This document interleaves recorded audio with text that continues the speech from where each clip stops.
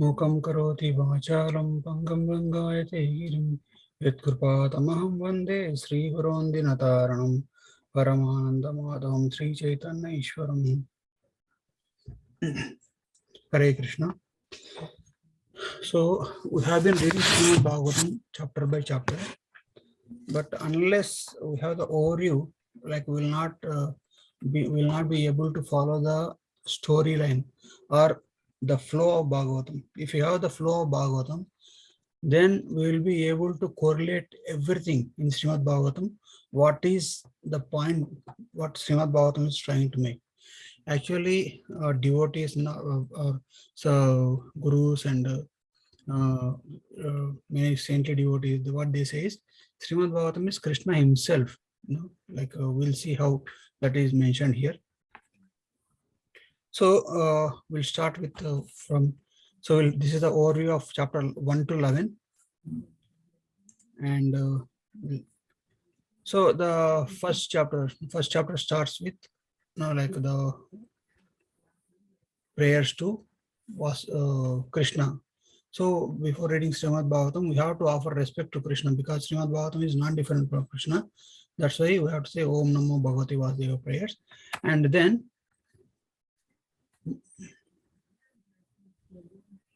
this overview, like this is the overview of the, we will be covering all these concepts.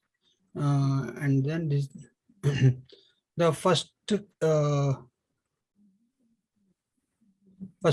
chapter of Srimad Bhagavatam, the questions by sages. So like if you see all the Vedic scriptures, they deal with in the form of question and answers. All the Puranas, including Bhagavad Gita, Srimad Bhagavatam, Mahabharata, Ramayana. I think I don't know about Ramayana, sure, but all the Upanishads for sure, they all deal in question and answers. So why question and answers? Unless you inquire, unless you question something, you don't get that thing will not reveal the its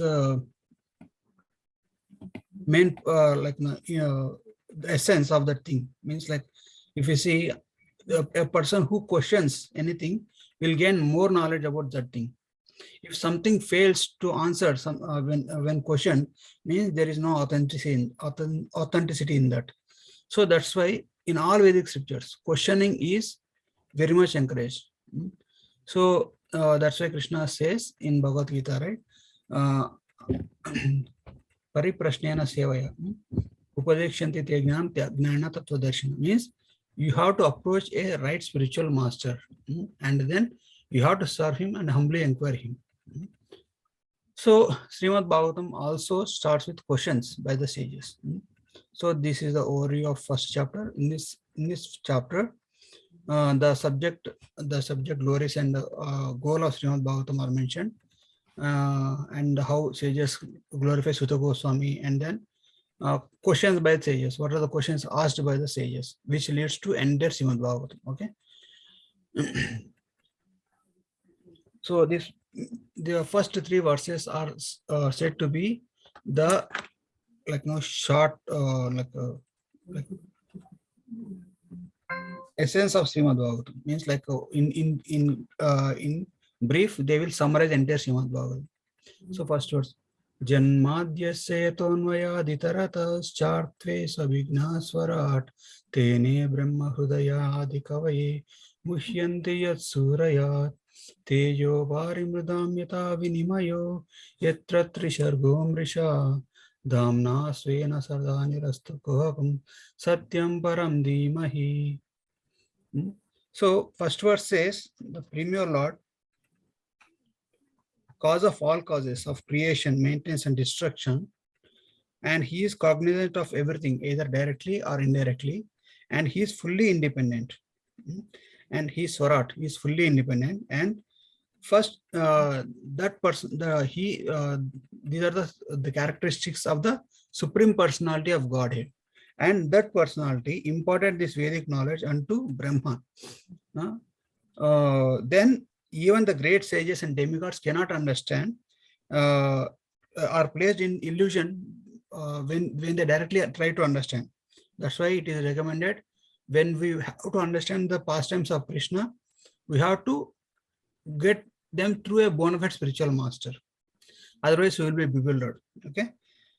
Because it is even Muhyanti Yasurya means even the great sages are bewildered by the, are put into illusion by the pastimes by Krishna. Okay. So Tejo Varimrita means as one bewildered by the illusory representation of water and the fire and land on scene. That's how a person who tries to like are bewildered by the pastimes of Krishna. Even the great demigods are said to be the devotees of Krishna. But if sometimes they deviate little bit from the pure devotion service to Krishna, they will be bewildered. Just like we see in Krishna Lila, right? Brahma Vimohan Lila, and many pastimes where Indra get bewildered. Indra thinks Krishna is the ordinary person. So if the such a personalities like Brahma and Indra could get bewildered, what to speak of us if you are not careful, if you are not receiving this knowledge through a bona fide spiritual master, through bona fide disciplic succession, then there is a good chance we'll get bewildered. So that's why Vyasdeva is glorifying Krishna, okay?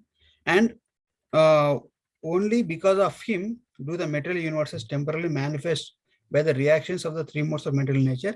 They appear factual, and but that personality, the Krishna, is eternally existing in his transcendental abode. And I meditate upon him. Satyam Param Dhimahi means I meditate upon him. So that's how Vyasdeva gives the invocation to Srimad Bhagavatam through by praying to the Supreme Personality of Godhead Krishna. So this verse, the reference, the sambandha means what is the relation between we, us, and Krishna, or the living beings and the Krishna. Okay, and next verse. Dharma projita kaitavatra paramo nirmasaranam satam vedyam vastavamatra vastu shivadam tapatrayon mulanam Srimad Bhagavate Mahamuni Krute Kimva Parir Ishvara Sadhyo Hruddavarudyate Etra Krutibi Susrushivis Tatshanat. It says this Srimad Bhagavatam completely rejects all the materially motivated religions. Why? Because Srila Vyasa himself wrote the Vedas, Puranas, Itihasas, all of those. But all of those are mixed with karma, jnana, and yoga and all those things. But when it comes to Srimad Bhagavatam, but they may seem like they are giving something valuable, but actually they also bewilder. If there is already a person who is bewildered, and if instead of giving him the direct route, if somebody says, no, what is the way back to home? If somebody bewilders that bewildered person, he will be lost. So in the same way, when the living entity trying to enjoy in this material world, they are forgetful of their eternal nature, they are forgetful of their relationship with Krishna. When they seek the shelter of any scripture, the scripture should give direct instruction how you are part and parcel and you have to get connected. But there is a reason why the Vedic scriptures are given in such a way. Why? Because that it is inherent nature, inherent tendency of the living entity to enjoy independent of Krishna.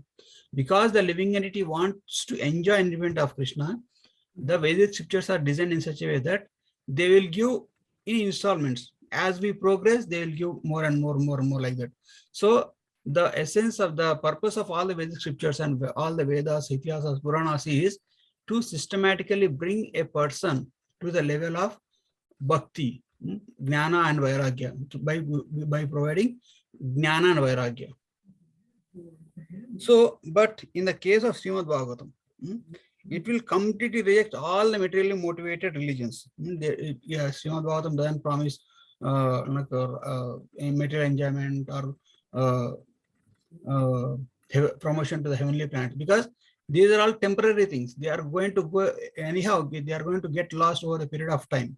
If somebody by fortune, if you go to heavenly planets, he can stay there until his good karma is there.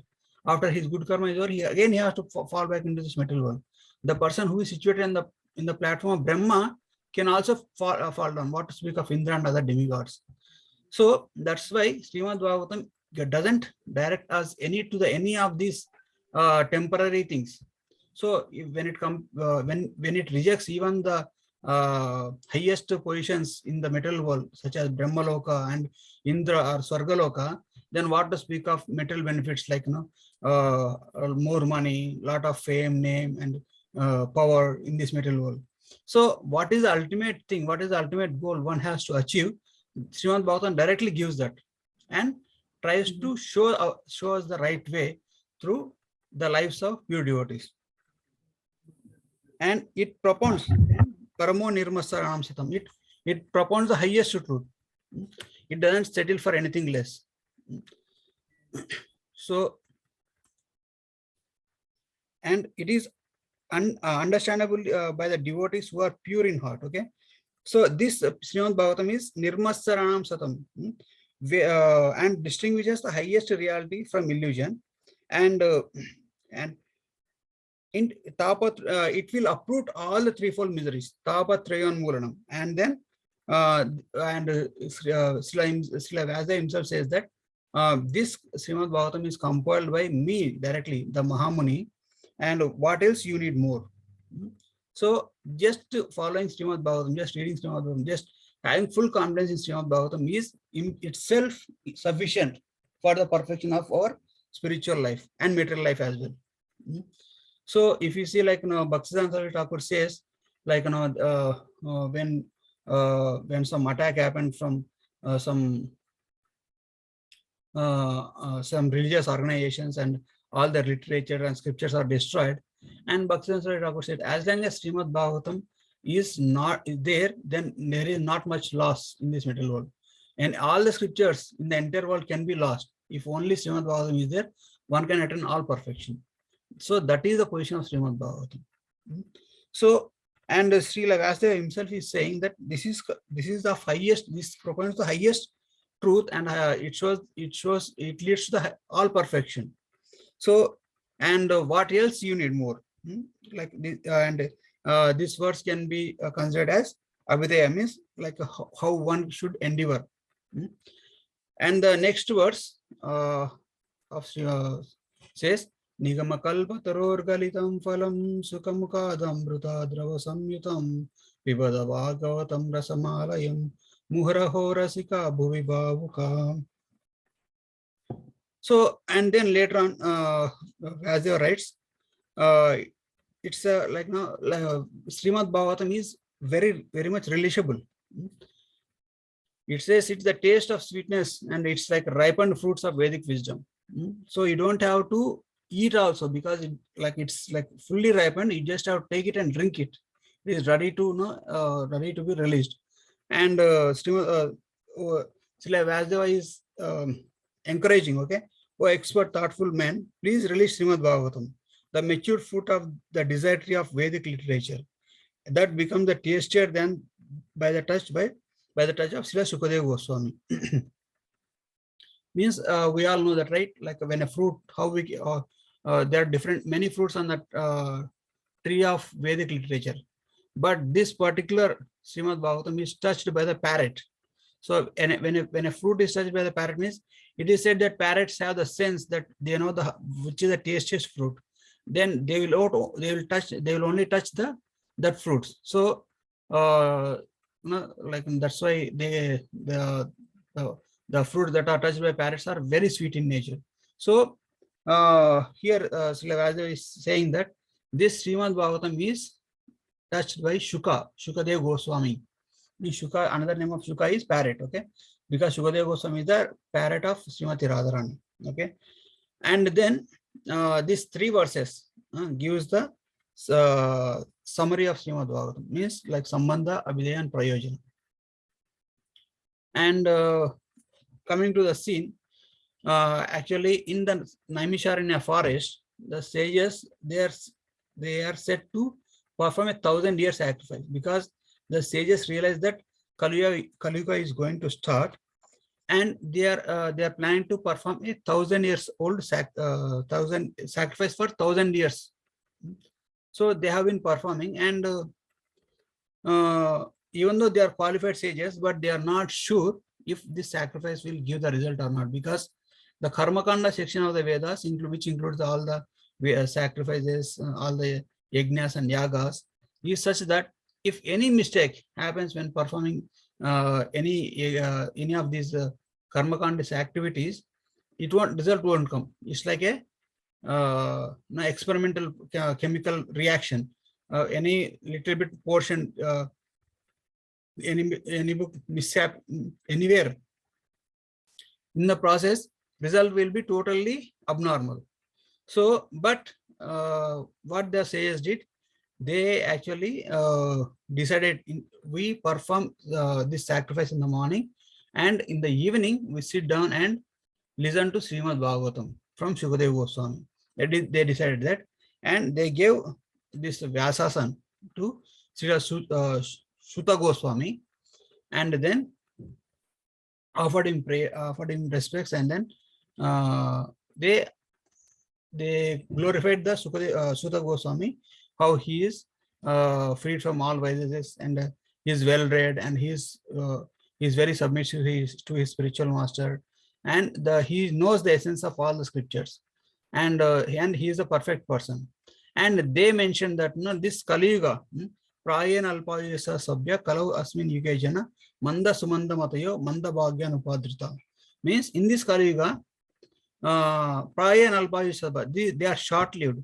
Kalau Asmin Yuge Jana, Manda means they are very dull-headed. Sumanda Matiyo, Manda Bhagya means they are very unfortunate, and they are very lazy, and they are crazy. So, and they are quarrelsome also. So, for the benefit of that kind of persons, we are trying to perform this 1,000-year-old sacrifice. So, that is our intention, but we are not sure if it will give results or not. So we decided to hear Srimad Bhagavatam from you. So, but they start with these 6 questions. What is the ultimate good for all living entities? And what is the essence of all scriptures? And what is Krishna? What is the purpose of Krishna's appearance? And they also asked about the Purusha Avataras and the different Leela Avataras.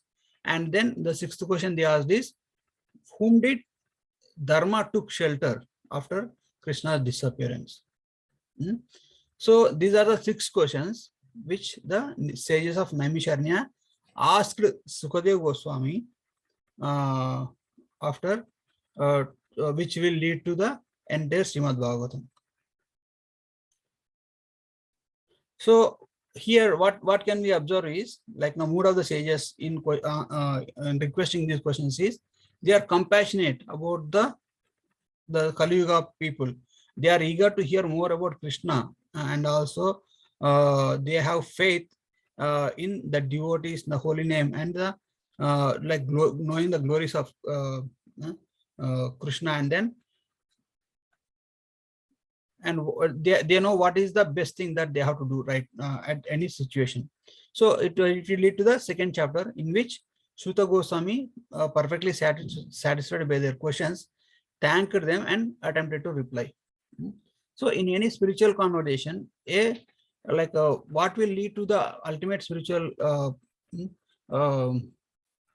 realizations is a person who is sincerely and intelligently asking questions, and a qualified person answering those questions, through which the Sukruti, the Jnana, which will lead to Bhakti, will arouse. So the sages of Naimisharanya, they intelligently ask these questions. Okay, and Sutta Goswami started replying. Okay, here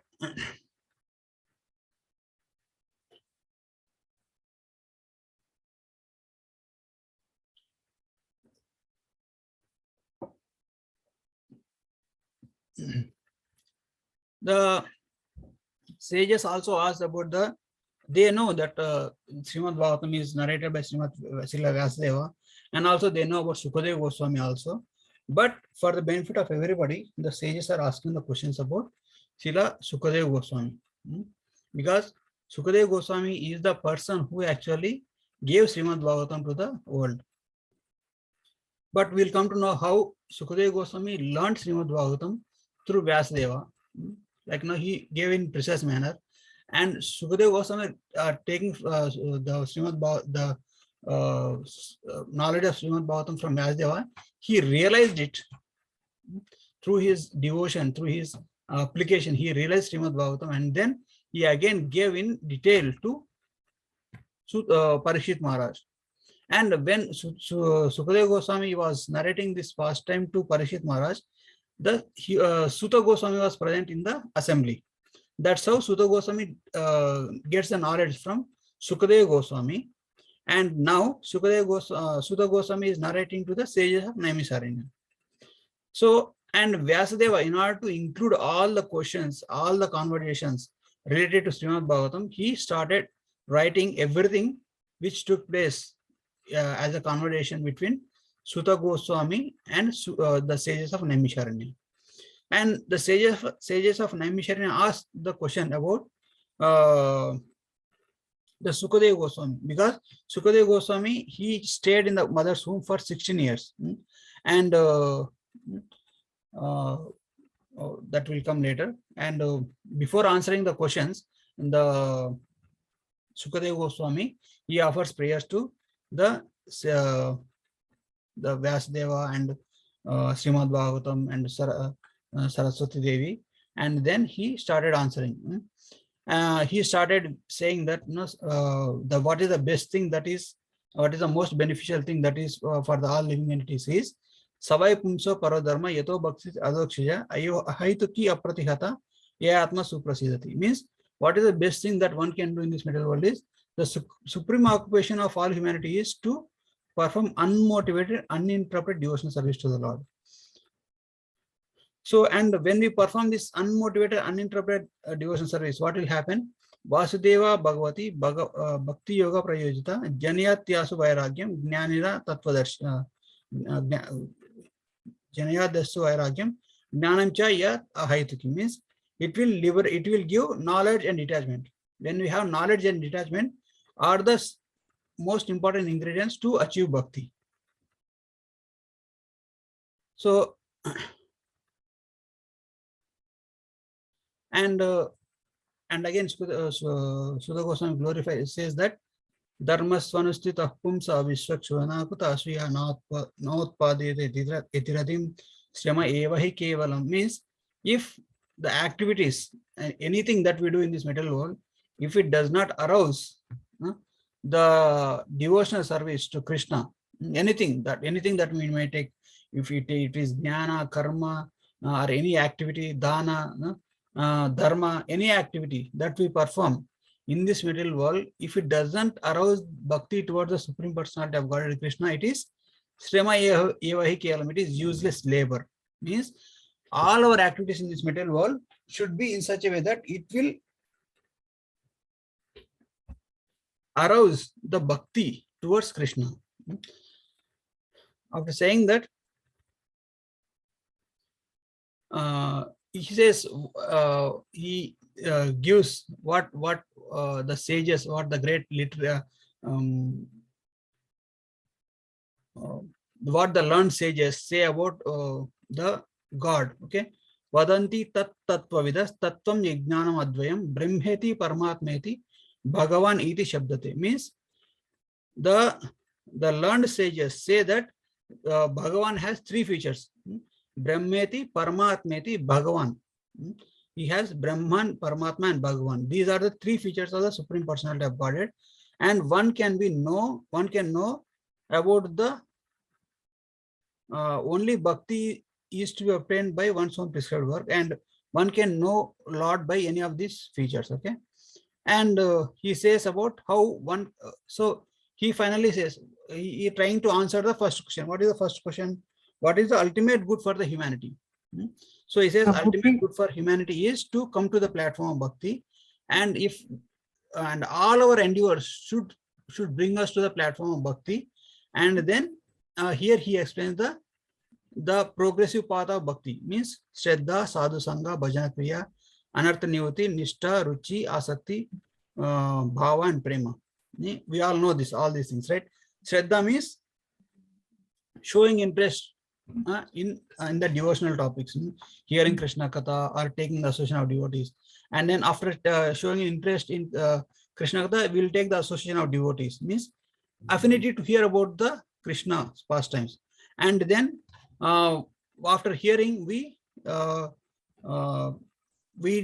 the cleansing of the heart, and we develop bhajana kriya, means we do activities which are conducive to bhakti. And then due to which the anarthas in our heart will be cleansed off, and after that will be placed in the stage of nishtha, means in a mode of goodness. And then from there we move to the level of ruchi. Ruchi means the taste in the tasting performing bhakti. Initially, when we perform bhakti process, means when we chant and when we compel our mind to engage ourselves in bhakti, it won't be much tasteful. But when we reach the stage of ruchi, or when we complete the stage of nishtha, then we will be naturally attracted towards the topics of devotional service, and then it will lead to further asakti, and then lead to bhava stage. Bhava stage means our heart is fully, like it's a liberated state in which, like, it's filled with full of emotions that are related to Krishna prema or Krishna service, and then it will ultimately lead to the stage of prema. Prema means like it's like samadhi, means like it's a union of Atma and Paramatma. So here until we reach prema stage, like the most anartha nivritti is the level of anartha nivritti takes a long time. After anartha nivritti, it is said that it is a down the hill path, means like until anartha nivritti, it is up the hill path, means it will take very hard for us to make progress until we overcome anartha nivritti. So Shraddha, Sadhu Sangha, Bhajana Kriya, they can by Krishna's mercy, they can be very easily obtained. But anartha nivritti, it will take a long time. Because if you see anybody starting that process of devotion service, they will have initially some kind of interest, some kind of affinity towards the devotional topics. But later on with time, they will lose taste. That means they are actually on the stage of anartha nivritti, means they are gradually becoming purer and purer. And then when they become completely pure, then they will reach the stage of when they will come to the next stage from nishtha, ruchi, asakti, bhava. These are the stages that we can achieve within like a few days only. And then when one reaches to the level of prema, then they will never fall down. So but if any devotee, like especially in Chaitanya Charitamrita, a person who is on the bhava stage, when he offends a devotee and he offends other devotees, there is a chance for them to fall down. Means they can again come back to any of the previous stages. So, but fall down in bhakti is only a temporary thing, because there is no permanent fall down in the process of bhakti. The process of bhakti is success guaranteed. If you just like the process of bhakti is like that, if you just start, and the process itself will drag you to the success. Even if you fail in this lifetime, you're going to again pick up in the next lifetime. So that is the beauty of the bhakti process. But unlike in the other process, you have to cautious and you have to be very careful, and you have to take care of yourself. You should take the complete responsibility of the success. So for that, what one has to do is Sushruto Shraddhadanasya Vasudeva Kataruchi Shan Mahat Sevaya Vipra Punya Tirtha Nishevanat. Okay. So service to devotees. Yes, bro. Can I ask a question? We'll do it then, bro. Okay. Sorry. Yeah, go ahead. It's only half an hour there, right? So we'll do it again. Okay? You can note down and you we'll do at the end. Okay? Yes, because we are still in the first chapter and we have to go long, second chapter and we have to go long way. So for that, serving the devotees who are completely free from all vices, like will lead to greater affinity to hear the message of Bhagavad Gita. Sorry, Srimad Bhagavatam. So these all stages are explained in different verses, Shraddha, Jnana, and all those things. So worshipper hierarchy means Brahman worshippers are like Bhagavan worshippers are the highest. Brahman worshippers, Paramatma worshippers are more higher than the Brahman worshippers. Means Brahman worshippers are like who worship the impersonal aspect of Krishna are on the lowest level. Like if there are some religions, they say there is no form to the God. So they are like Brahman worshippers. And Paramatma worshippers are the Ashtanga yogis. They can see the form of Lord in their heart. They are called Paramatma worshippers. They don't worship any deity, but they actually meditate on the Supreme Personality of Godhead within the heart. And above them both is Bhagavan worshippers, means the persons who worship the Supreme Personality of Godhead directly. Means it includes both a person who is worshipping Bhagavan can see, can have the realizations of both Brahman worshippers and Paramatma worshippers. Why? Because as a bhakta, he can see that everything is the property of Krishna. Everything belongs to Krishna, and he can see Krishna's service and Krishna. He can relate everything, anything that comes into that he comes across in relation to Krishna, and he can see. He can also feel the presence of Paramatma within his heart. So Brahman worship, so Bhagavan worshippers are higher than Brahman Paramatma worshippers. And then what is the glory of Srimad, glory of Bhagavan as a topmost worshipful object is like this is the verse in Bhagavatam, Vasudeva Paraveda, Vasudeva Paramaka, Vasudeva Parayoga, Vasudeva Parakriya, Vasudeva Parangnanam, Vasudeva Paratapa, Vasudeva Parodharma, Vasudeva Paragati. Means Vasudeva is the ultimate of everything. Means Vasudeva is ultimate knowledge, ultimate shelter, ultimate yoga, everything. So that is the essence of Srimad Bhagavatam. And after answering those two questions, then Srila Sutta Goswami further goes on to explaining how the answering the third question, what is the purpose of Krishna's appearance? And he says Krishna is the source of all incarnations. Etecha kalapumsa Krishnastu Bhagavan Swayam Indrari Vyakulam Lokam Hridayanti Yuga Yuga. Whenever there is decline in religiosity and whenever there is great rise in religion, then Krishna will appear. And Krishna will appear through his incarnation. But in once in a lifetime of Brahma, Krishna will directly appear in his original as an original person. Okay, so these are the different incarnations which they appeared from the beginning of the universe. So Srimad Bhagavatam describes 22 incarnations. Like now from Sankarshana, Pradyumna, Aniruddha, Vasudeva comes Mahavishnu, and from Mahavishnu comes Garbhodaksha Vishnu.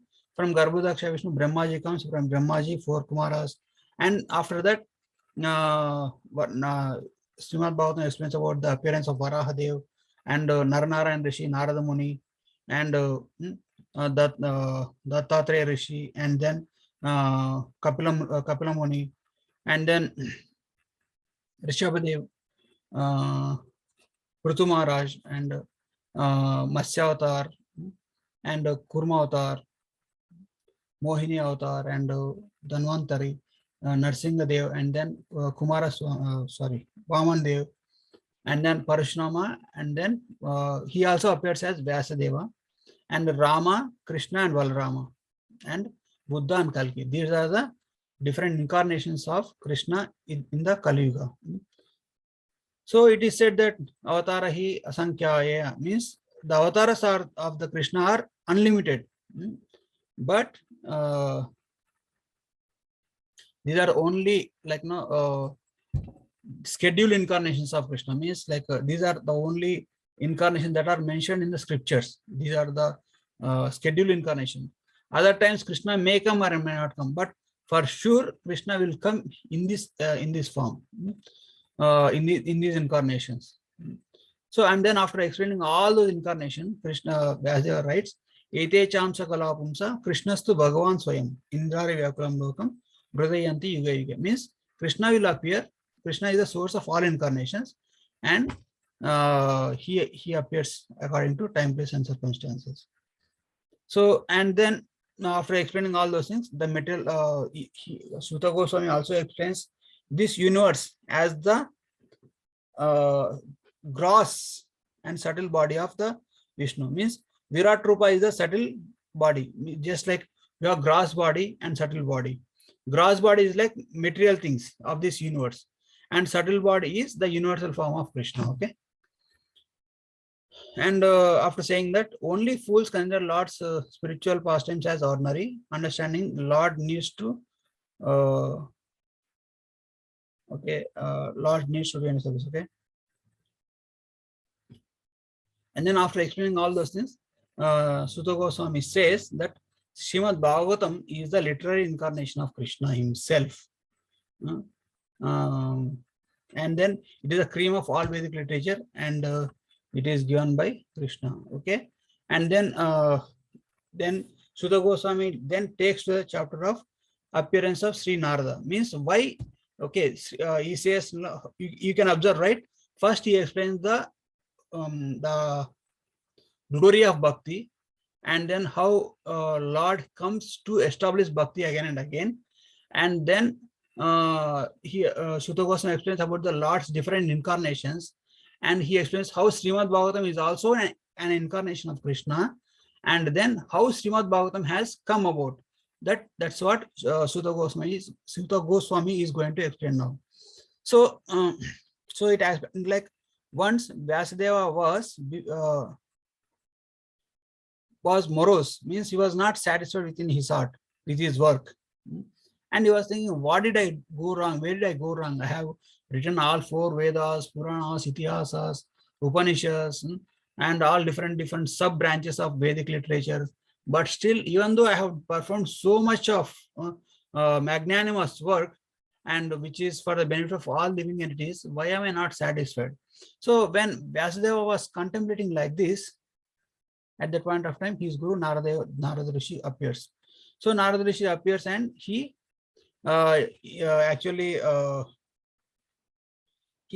mocks, means he actually in indirect way he actually criticizes his disciple Vyasadeva. He says, are you satisfied by writing the Vedas, ignoring the process of bhakti? Because if you see the Vedic literature, the Vedas, Puranas, Itihasas, Vyasadeva wrote everything. If somebody who is qualified, a qualified person reads them, he may understand that bhakti process is the highest. But it's like a glorification of material things are 95%, and it is but about the pure Krishna Katha is not even 5%.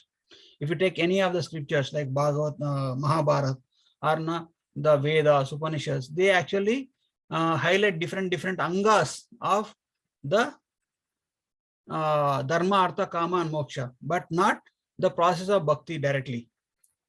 So Narada Rishi then he narrates his lifetime to Srila Vyasadeva, like how he was, he was son of maid servant, and he came across the Bhakti Vedantis, who when came to their home, he served the Bhakti Vedantis with devotion, and then by their grace he happened to realize the knowledge of spiritual of bhakti, and immediately after some time, by nature's arrangement, his mother passes away, and Narada Muni, what he does, he thinks that it is the will of Krishna, and then he leaves home and he goes to forest, and he tries to meditate. After traveling through many miles, he takes bath and sits in meditation. So immediately Supreme Personality of Godhead Krishna appears in his heart and shows himself very for a short amount of time, and then he disappears. And when the Narada Muni tried to get back those visions by his endeavor, that the unembodied voice says that, so oh Narada, you have got my vision out of my causeless mercy, and this I have shown you to actually to increase your hankering for me. By hankering for me, you will get purified more quickly, and then will achieve me.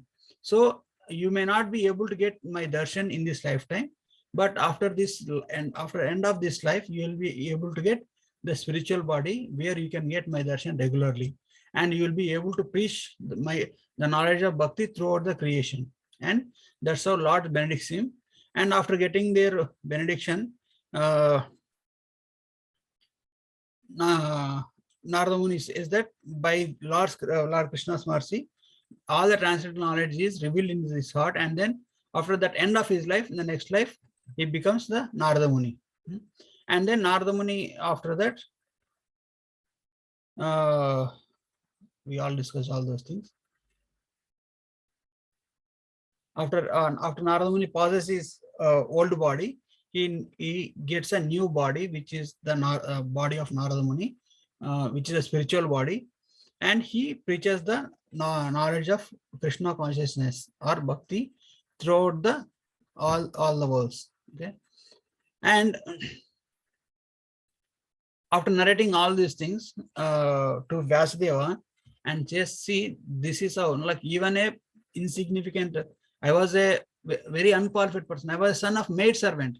There is no bhakti. There is no karma. There is no jnana. There is no nothing is involved. Like if you see, there are like big pandits performing big yagyas, yagas, and if you see great rishis, they performing different asanas and meditations for thousands and thousands of years. But here, simple son of a maid servant is a son of a just one. She only have one mother. That's it. And he just got the knowledge from Bhaktivedantis. Just by having faith, putting full faith on the process of bhakti, he attained the perfection within one lifetime. And that too, he attained the position of like where he can have full access to all the planets. Like if you see, there is very rare personalities like there, where like Narada Muni, there is no planetary system in the all the three worlds where Narada Muni don't have access. Means he is so pure and so highly placed that he attained that perfection through the process of bhakti. So Narada Muni says this, the potential of the process of bhakti to Vyasadeva, and then says to rewrite to write Srimad Bhagavatam. That will benefit all the living entities, including himself. So after Narada Muni instructs that, Vyasadeva sits in the meditation. He sees in the meditation the Golok Vrindavan, the abode of Supreme Personality of Godhead, and then he sees the material world, and he sees the Krishna, and he sees Durga Devi, and how they are placed, and then from within his heart, the Srimad Bhagavatam is revealed.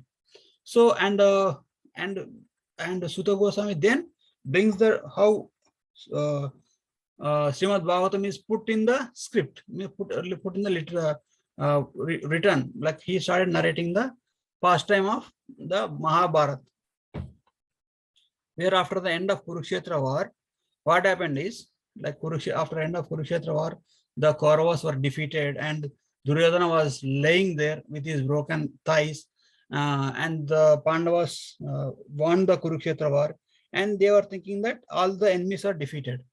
But what happened? Ashwadhama, Kripacharya, and Krutavarma. These are the three powerful warriors that are still alive in the side of Kauravas.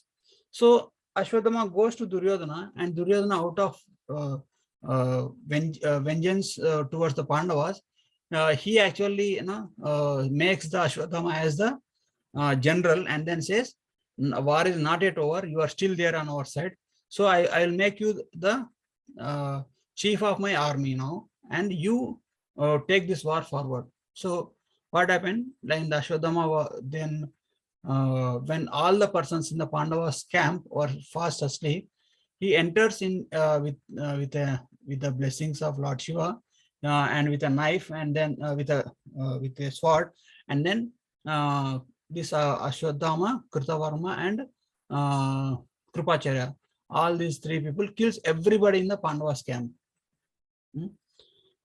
And so, and also Ashwadama kills the Upapandavas, the sons of all the five Pandavas, which are sons of five Pandavas and the Draupadi, sitting on, they are laying on the beds of the Pandavas.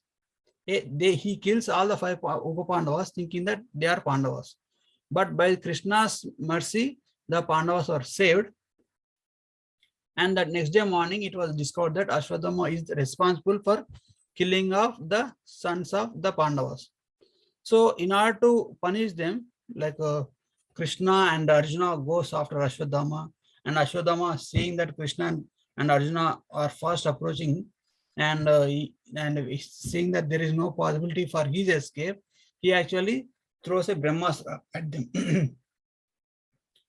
And Arjuna, on Krishna's instruction, he also throws a Brahmastra against that Ashwadama's Brahmastra. And Vyasdeva comes in the middle and says, due to your Brahmastras, entire universe is going to suffer. So withdraw your weapons. So then Arjuna knows how to withdraw the weapon of Brahmastra, but Ashwadama doesn't know. So Arjuna withdraws the Brahmastra, but Ashwadama was not able to withdraw the Brahmastra.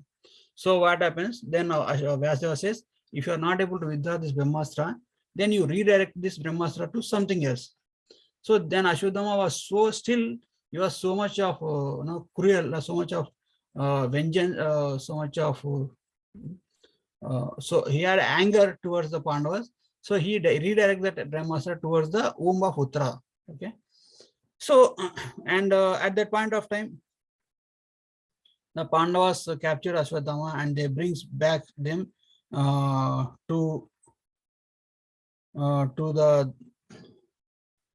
the Yudhishthir and Draupadi. And Draupadi Devi, actually she forgives Ashwadama, and Krishna and Yudhishthira also forgives them. But Bhima and Krishna says that Ashwadama should be punished. So Arjuna, what he does is, he removes the hair of Ashwadama and he removes the jewel in the forehead of Ashwadama and then drives him away. And after this, and everything is taken care, then Krishna thought of leaving to Dwaraka. So at that point of what happened, like then Uttara Devi, the son of the wife of Abhimanyu and the daughter-in-law of Arjuna, who is actually carrying Maharaj Parikshit in her womb, came running towards Krishna, because even though they are all the powerful warriors of our family, like there is Arjuna, there is Bhima, there is Yudhishthira, and all the five Pandavas and other powerful warriors standing there. She knows that nobody can help her in that situation when the Brahmas are attacking her womb. So she directly comes and takes shelter of Krishna. Krishna, knowing what is happening, he enters into the womb of Mother Uttara, and then he counteracts the Brahmastra and revives the life of Maharaj Parikshit. So at that point of time, Maharaj Parikshit sees Krishna within the womb of Uttara Devi. And then after this calamity is overcome, then Krishna started going back to Dwaraka. So at that point of time, Kunti Maharani comes forward and offers her beautiful prayers. Okay, and she prays that how she was very fortunate, and how the glories of bhakti. And she says that if calamities needs to be there in my life to constantly remember you, then I welcome calamities instead of not be able to forget you. So, and then after Krishna hearing all the prayers offered by Kunti Maharani, he smiles at her and he starts towards Dwaraka. And on his way, he meets Yudhishthira Maharaj. Yudhishthira Maharaj implores Krishna. He says, "No, I was not convinced that no." But what is the feeling of Yudhishthira Maharaj? Yudhishthira Maharaj was feeling that this entire Mahabharata war happened because of me only.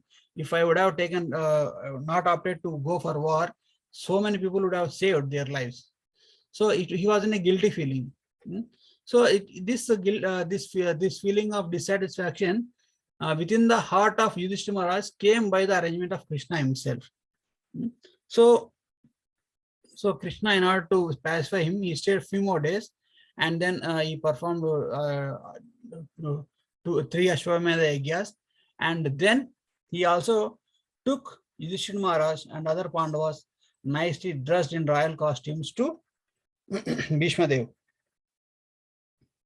So, and then Bhishma Dev, when all the Pandavas go to visit Bhishma Dev was very much satisfied by seeing all the Pandavas and in his last days, and Bhishma Dev gives different instructions to all the Pandava, Yudhishthira Maharaj, how to rule king, what is a Sri Dharma, what is Raja Dharma, what is different dharmas, because Bhishma Dev is one of the Mahajan.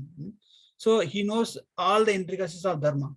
So he gives the education to Yudhishthira Maharaj, and he actually seeing Lord Krishna face to face, meditating upon Lord Krishna on his in his art, in the Parthasarathi form, he leaves his last breath. And after that, Yudhishthira Maharaj was fully satisfied, and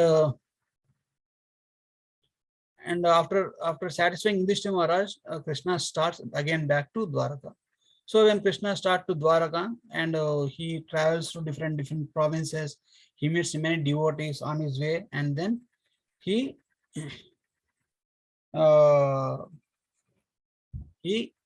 reaches Dwaraka. So if we from both the points, like Krishna departing from Hastinapur, where we can see how the Vipralamba, the feeling of Vipralamba means the feeling of separation was experienced by the devotees, because Pandavas are devotees. So when the Krishna was leaving from Hastinapur, the women on the palaces of the Hastinapur buildings, they were talking about Krishna. Vyasdeva writes that talking of the women in the Hastinapur about Krishna is more potent than the Vedic hymns. Means anything that is related to Krishna is very high in its spiritual potency. So after Krishna leaves the Hastinapur and he comes back to Dwaraka, before entering Dwaraka, Krishna blows the conch shell. Upon hearing the conch shell, all the residents of Dwaraka, they feels that as if their life has come back.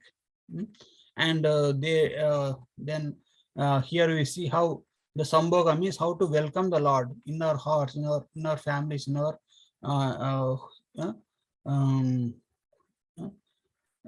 or in our city or in our town is described here. So Lord Krishna enters into Dwaraka with great affection showed by all the residents of Dwaraka, and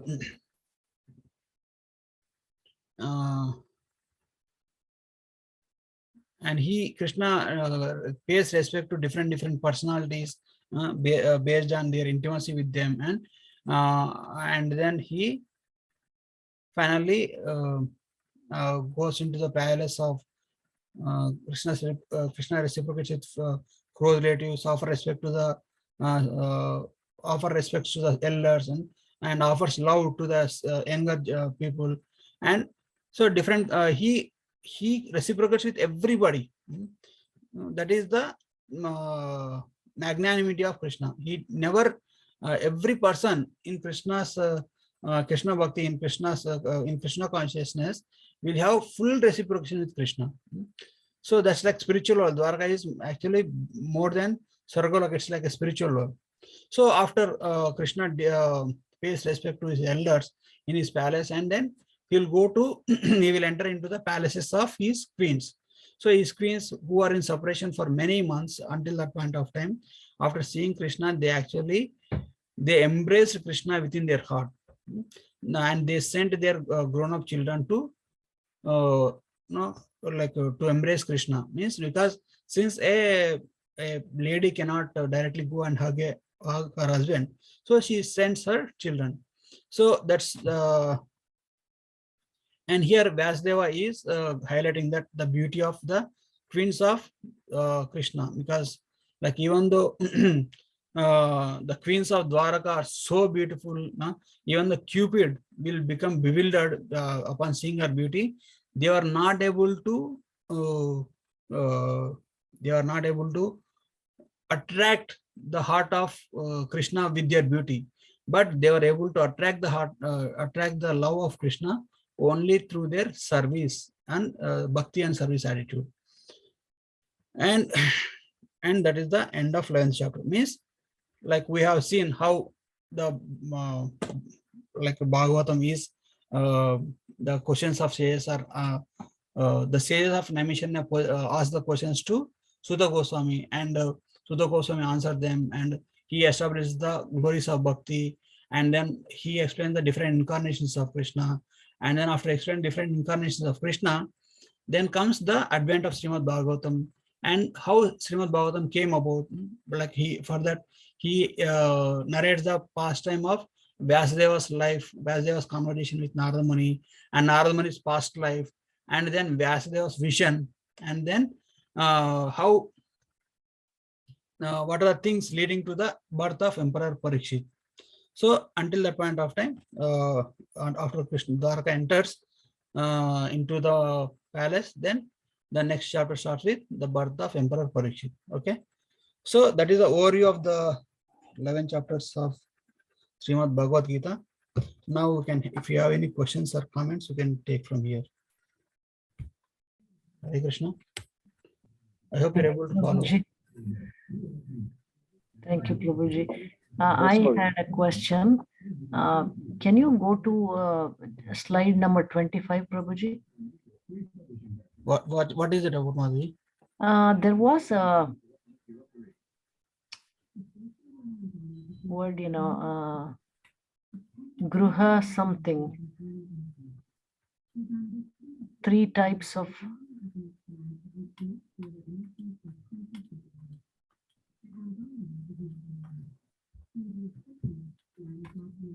And just like you should have noted your question.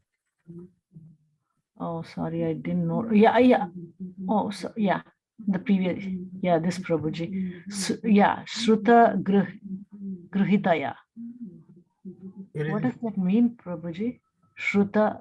It is Shruta, not Shruta. Huh? Plus Gnana, the third bullet point. Jnana Vairagya. Shruta Gruhitaya. Shruta Gruhitaya. Grahitya. Oh, Gruhitaya. Okay. Grahitaya. Hearing Mataji. Realize the absolute truth by bhakti means Jnana Vairagya and hearing. Shruta means hearing. Grahita means taken by Shruti. Okay. By hearing the translated knowledge. Okay, Prabhuji. And the second question I have, Prabhuji, you said in Kali Yuga, Krishna's incarnations are how many? Not 10, right? No. There are 22 incarnations that are prescribed in the scriptures, Mataji. That are? That are prescribed in Srimad Bhagavatam, that are mentioned in Srimad Bhagavatam are 22. 22. It is not 10 according to what we were taught. So the 10 is actually, that is for like they are non-devotees, Dashavatar, they go by Dashavatar. Those are like they see, Mata, different scriptures have different standards. Okay, so even 10th class have their own standards, PhD have their own standards. So Srimad Bhagavatam is said to be graduate level. Okay, and even in Srimad Bhagavatam, the pastimes of Chaitanya Mahaprabhu are not mentioned very briefly. Like they are mentioned, but in a very brief manner. And if you go to Chaitanya Charitamrita, the bhakti aspects are very deeper than that. No, so but in the outside, if you see in India, they have Dashavataras, Krishna Dashavataras mostly. That is that is different level. That is that we can say that is a level of primary school. Okay. Okay, Babuji. Thank you. Hare Krishna. Yes. Anybody? Satyendra Prabhu, you had some question, right? Yes, Prabhuji. Prabhuji, I have a question. You mentioned like Yeah, you have the question on this slide, I think, right? Right. So you mentioned like if you do some bhakti in previous life leftover, that will carry over to next life. Yes. So my question is probably, so let's say we are doing some bhakti here. I hope Yes. I will continue end of my life by Krishna's mercy and by devotee's mercy. So remaining years, which I didn't do, like 40 years or 35 years. So my question is, when I will start, like next life, if I get a life, like if I'm not going to back to Godhead, is it like a starting from day one to some level? I don't know. Is it confused for me? It depends on your how driven you are, Prabhu.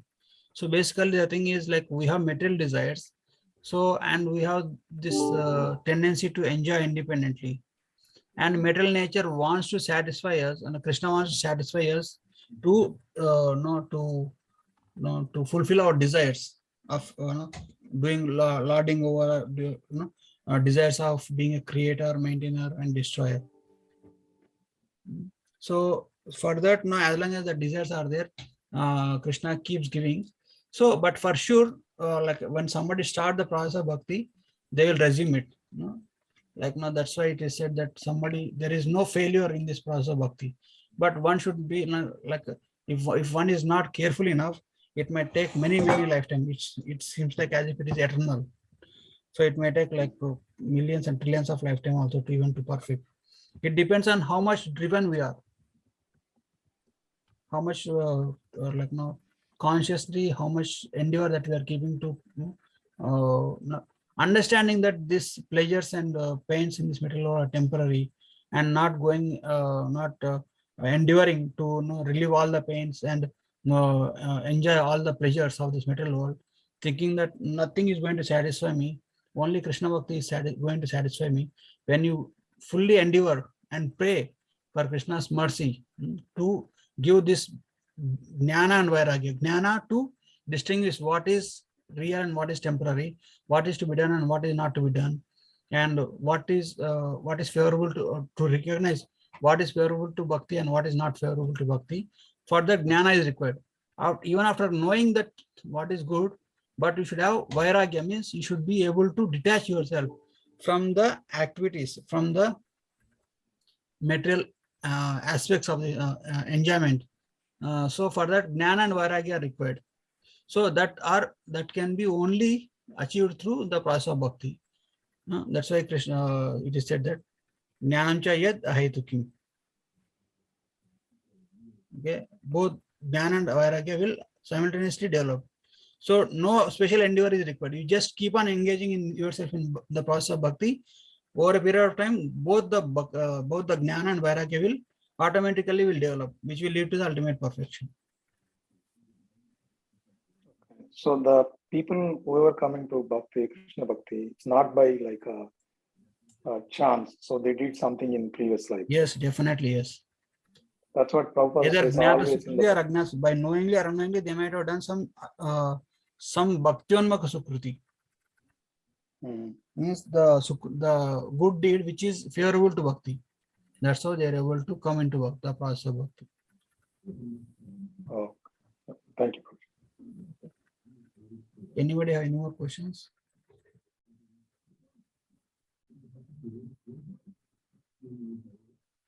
Okay, we'll end it here. Tantra Srimad Bhagavatam ki jai, Srila Prabhupada ki jai, Ananta Koti Vaishnava Vrinda ki jai. Thank you, Prabhuji. Thank you very much, Praveen. Thank you. Pranam. Hare Krishna. Hare Krishna.